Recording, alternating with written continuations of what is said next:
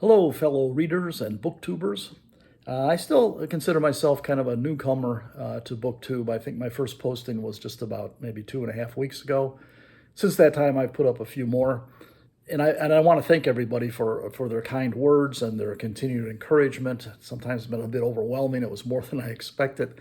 Thank you all for that. But as a new booktuber, it's only recently that I discovered that some long-term booktubers have decided, or they decided at some point, to make September the month of appreciation for William Shakespeare. And in fact, I've noticed sometimes it's called Shake-tember, or the Shakespeare Journey Tag is what they use for this. And I've always been a great admirer of Shakespeare, a lover of Shakespeare, a worshiper of Shakespeare. And so I thought I would kind of venture into this to see what it's all about. I was looking at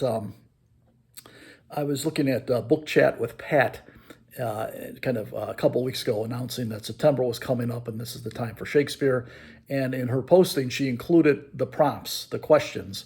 So I thought, as a way of getting my feet wet or entering into this special month dedicated to Shakespeare, I'd respond to these various questions that came up. So let's go with this. Oh, and by the way, there's the man himself. That's the famous Chandos portrait, third Duke of Chandos, that was in the possession of that family for a long time. Occasionally, there are questions about whether that's really Shakespeare or not. Most scholars have, come to the agreement that it is, which of course speaks to the other issue about Shakespeare: is who was this guy? There's all kinds of mysteries surrounding his life. As I've been reading about Shakespeare for years and years now, I realize a lot of that, it's not as cloudy as people think. He's not quite as mysterious as people think. But anyway, that's a whole different thing. So I just want to go through these prompts. What was your first experience reading Shakespeare, and what was it like? My first experience with Shakespeare was in high school, my sophomore year of high school. I went to a private all-boys Catholic high school, which was very famous at the time for its athletic program. I think, particularly in football, we had won a lot of state championships over the years, and the school would win many after that. I was no athlete myself, but the teacher for this course I was taking in my sophomore year was a coach. I think he was the coach of the football team, or maybe the basketball team. And the first couple weeks of class, all he did was talk about sports and the team and football players and all of this stuff. And apparently someone had complained to their parents, and the parents then complained to the dean of the high school. And as a little footnote to this, it wasn't me. I wasn't the one who complained. I was a little tentative about taking a course in Shakespeare. I had heard of Shakespeare. I had heard that he's really difficult to understand.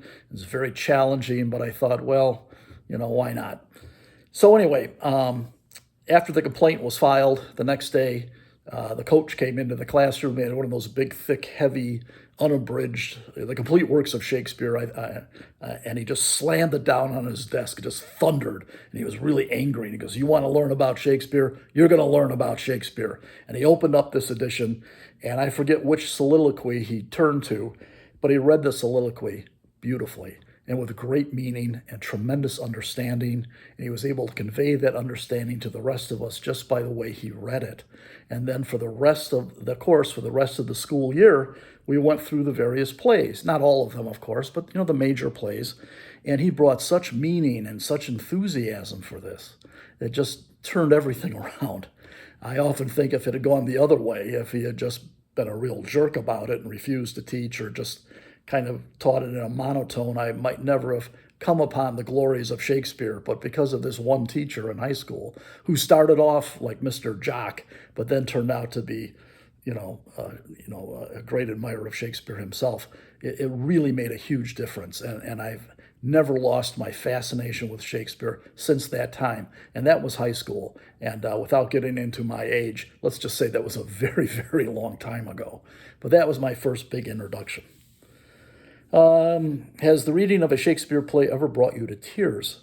Yes, right away. The death of Cordelia in King Lear.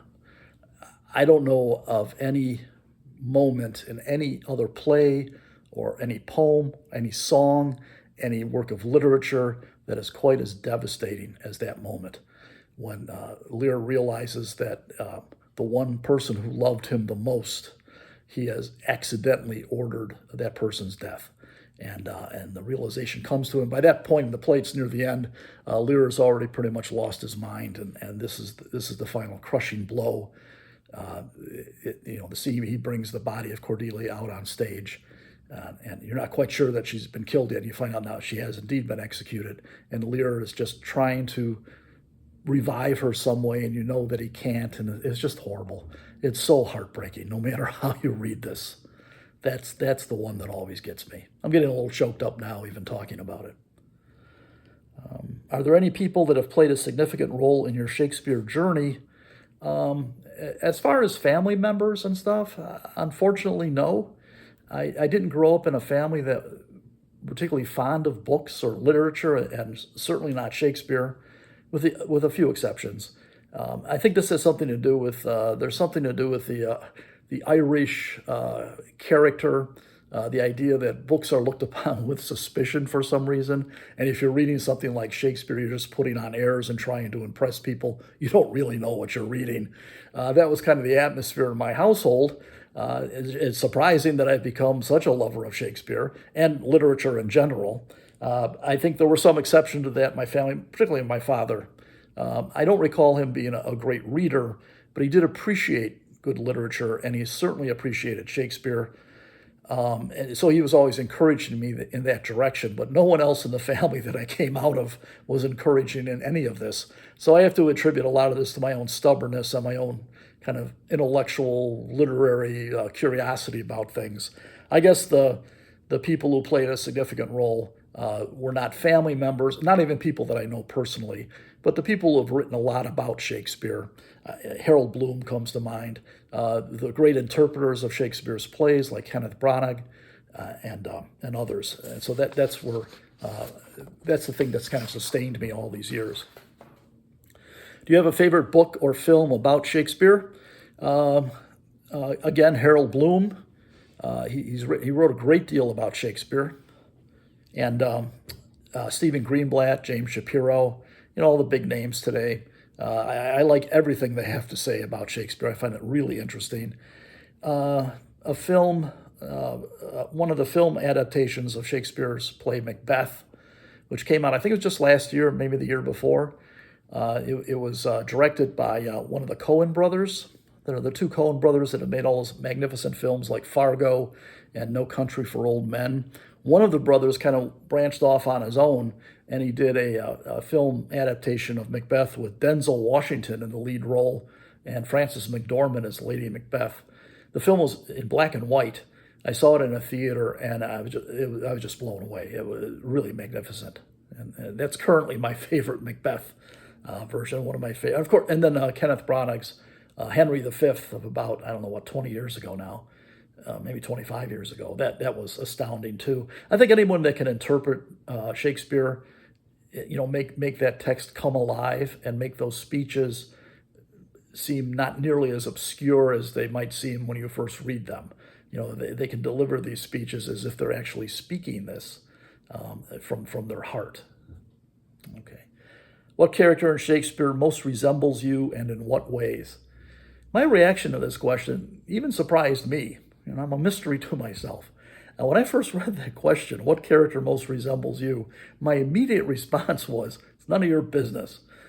I don't know why I felt very defensive about this. And I had to sit with this for a while and think, why do I find this question kind of borderline offensive? And then I realized Shakespeare's plays, characters are all so complex and they're so real that if you choose one as your favorite, you end up revealing things about yourself that maybe you don't want to reveal. Your own flaws, your character weaknesses. Shakespeare's characters are almost like the Rorschach inkblot test. What you see in them is something of yourself. And how willing are you to reveal that to an audience or to a group of friends even? If I have to choose Edgar from King Lear, again, I've been reading Lear over and over again the past couple of years. Edgar is, he's not necessarily the hero of that darkly tragic play, but he does have a trust in the goodness of people. And even after he gets betrayed, in the worst ways imaginable, he still maintains that hopefulness, and he maintains his dignity. And I don't think my life is exceptional in the fact that I've experienced lots of disappointment, lots of regret, and some betrayal. I still refuse to succumb to that darkly cynical thing that you can't trust anybody.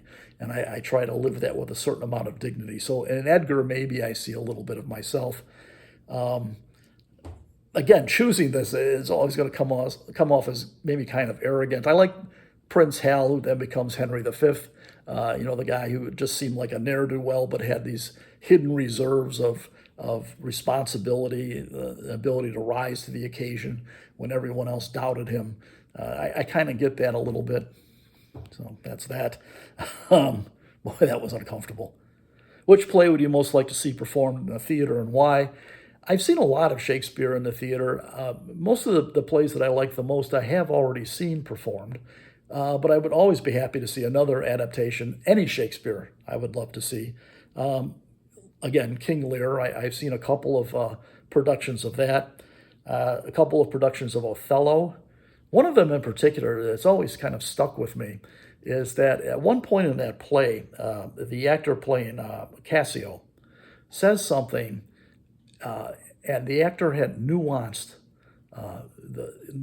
his little speech there, and it made it seem as if he had relations with Desdemona.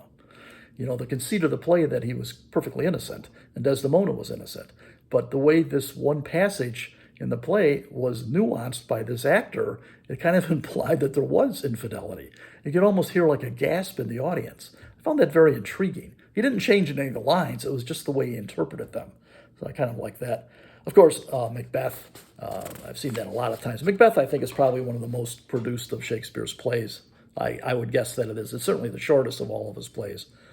I saw one version of it a very, very long time ago.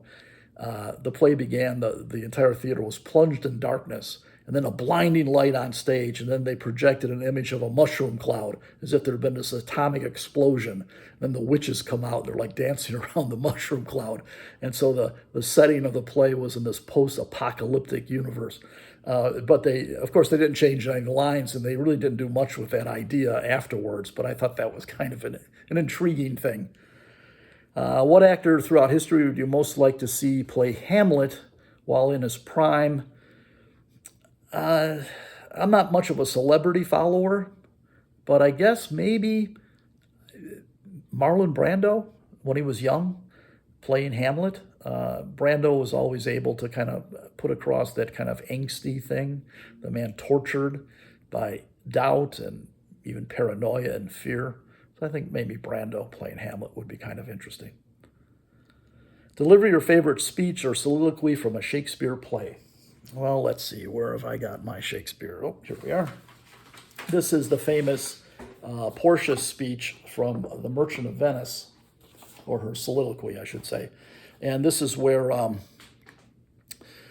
she is pleading with Shylock to show mercy to Antonio. Shylock is demanding his pound of flesh, and that's meant in a literal sense. He wants to cut away a pound of flesh from Antonio, and Portia, in disguise, acting like a lawyer, is pleading with Shylock to show some mercy towards Antonio. And this is a very famous speech. The quality of mercy is not strained. It droppeth as a gentle rain from heaven upon the place beneath. It is twice blessed. It blesseth him that gives and him that takes. 'Tis the mightiest in the mightiest. It becomes the throned monarch better than his crown. His scepter shows the force of temporal power, the attribute of awe and majesty, wherein doth sit the dread and fear of kings. But mercy is above this sceptred sway. It is enthroned in the hearts of kings. It is an attribute to God himself. And earthly power doth then show likest gods when mercy seasons justice. That's beautiful. That's a beautiful thing. That's not the entire soliloquy. I cut it off there because the point's made, but there is a little more to it. Some of you may be aware of Shakespeare's plays. The Merchant of Venice is one that often becomes very controversial. Shylock is Jewish, and he's like the villain of the play. Was Shakespeare anti-Semitic? The times he lived in, anti-Semitism was very, very common. In fact, the next line in that is, and remember, Portia is addressing Shylock. The next line is, therefore, Jew, though justice be thy plea, consider this, which sounds like, oh my goodness, was Shakespeare anti-Semitic? I don't think so. He was too much of a humanist for that. He seemed a man ahead of his time, or above his times, transcending his own times. And it's his characters that are speaking in these terms. I've even seen Merchant of Venice portrayed, the play performed in such a way that Shylock is portrayed as a very sympathetic character. So I don't know about that, but it's one of those intriguing, even kind of disturbing discussions that comes up quite a bit with Shakespeare. I would defend Shakespeare and say he was not anti-Semitic. But do any of Shakespeare's plays intimidate you? If yes, what play and why? Not so much anymore. When I was younger, yeah. I still find Shakespeare challenging and sometimes very difficult. And it's always worth the struggle to work at it, to dig deeper every time I read his plays, no matter which play it is, one of the histories or the tragedies or one of the comedies. There's always something new to be found. But at this point in my life, I don't really find him intimidating so much anymore. When I was younger, I was warned to wait for Lear. Lear is a play best appreciated when you've lived some life, when you've raised a family and you've experienced betrayals and disappointments and regrets and all of this. And I think there's some truth in that. But intimidated by his plays? No, not so much. Intrigued by them. I'm in awe of his plays. There's no doubt about that. Almost trembling when I read them. But in awe, yeah, not too much. What tips would you give to intimidated readers coming to Shakespeare for the first time? I would, any edition you get of Shakespeare, whether it's the Folger or the Art editions, it doesn't matter what edition, there's almost always an introduction, which gives you some background into Shakespeare himself and his times and some information about the play. So when you pick up a copy of any of the plays, read through that first. Don't just dive into the play. Get some sense of what you're looking at. One of my favorite interpreters of Shakespeare's plays was Harold Bloom, who died just a few years ago, and he was considered kind of America's expert on Shakespeare. One of his great books was this monstrous doorstop of a book right here, Shakespeare, The Invention of the Human. And what Bloom does here is he goes through each play and writes a short essay about it. And it's written for, a popular audience. So I would go with this. Right? Bloom also wrote a series of 5 books dealing with personalities from Shakespeare's plays that he found he was most interested in. And these are the 5 of the series. These books are all very short. You can read them in a couple of hours. Here's one where he writes a bit about Falstaff, who appears in a couple of Shakespeare's plays. And here's one about Cleopatra. All right. And Lear. Lear keeps coming up here. Okay. And Iago. This is the kind of the villain of the play Othello. He is the villain of Othello. And, of course, Macbeth, Dagger of the Mind. And this is a really fascinating, thin little book that Bloom wrote about Hamlet, just exploring the play itself, what it is. Bloom thought it was a kind of a poem. It is a poem. It's interesting, if you ever get more seriously involved in Shakespearean studies, there are some great literary figures who thought Hamlet was one of Shakespeare's worst plays. Among them, T.S. Eliot. He thought it was just unfocused and overly written and everything like that. But, if you want to get, if you feel intimidated by Shakespeare, give yourself a little bit of background. Read people like Bloom, but there are many, many others. And any edition of Shakespeare's plays is going to give you a lot of background. I would also recommend that if you can, find a quiet place by yourself and read the play aloud. These are plays. They were not meant to be read in silence. In fact, these plays are they're the scripts for the play. And so it was meant to be read out loud. So read it out loud.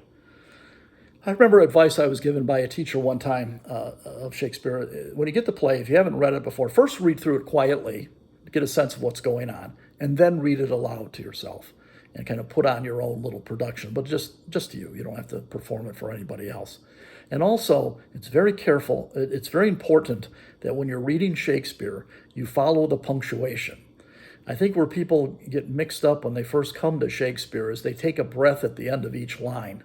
Okay, but no, the way those lines are written has to do with a certain inner rhythm of the speech or the soliloquy or what the characters are speaking. But look for the punctuation. So when you come to the end of a line, if there's no punctuation, just read on to the next line until you get to the comma or the period, and then take your little breath. So so read it aloud.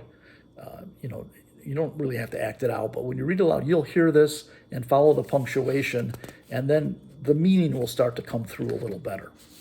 Okay? Which is your favorite Shakespeare play and why? I mentioned Lear a number of times. Right now, I'm not an old man yet, but I'm pretty much on the cusp of that.